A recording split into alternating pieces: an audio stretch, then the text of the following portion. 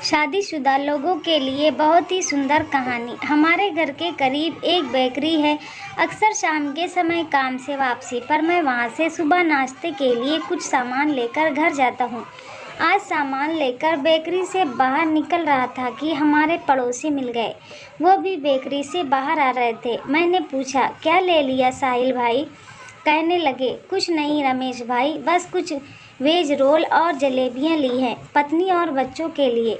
मैंने हंसते हुए कहा, क्यों, क्या आज भाभी जी ने खाना नहीं पकाया? कहने लगे, नहीं नहीं रमेश भाई, यह बात नहीं है।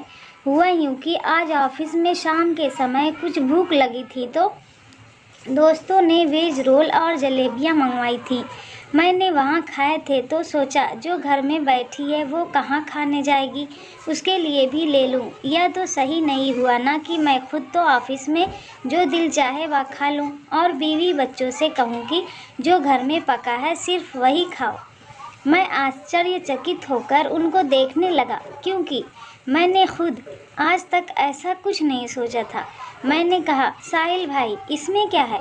अगर आप ऑफिस से कुछ खाते हैं तो आपकी पत्नी और बच्चे भी तो घर में जो दिल करे वो खाते होंगे।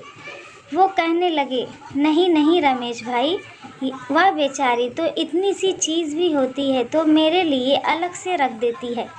यहाँ तक कि अगर अड़ोस पड़ोस के किसी के घर से कोई चीज़ आती है तो उसमें से भी पहले मेरा हिस्सा निकाल कर रख देती है, बाद में बच्चों को देती है। अब यह तो खुदगर्जी हुई ना कि मैं वहाँ दोस्तों में गुलछर्रे उड़ाऊँ और पत्नी और बच्चे घर में दाल चावल खाएं।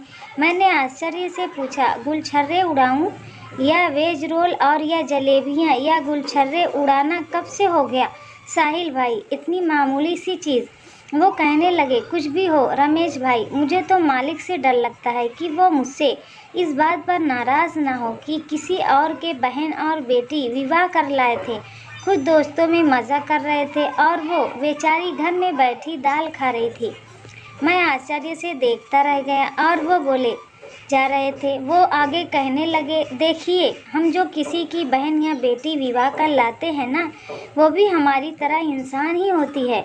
उसे भी भूख लगती है, उसकी भी ख्वाहिश होती है, उसका भी दिल करता है तरह तरह की चीज़ें खाने का, पहनने ओढ़ने का, और 2 वक्त की रोटी देकर उस पर घमंड करना के बड़ा तीर मारा है। यह तो इंसानियत नहीं है, यह खुदगर्जी है। और फिर जैसा हम दूसरों की बहन और बेटी के साथ करते हैं, वही हमारी बेटी और बहन के साथ होता है।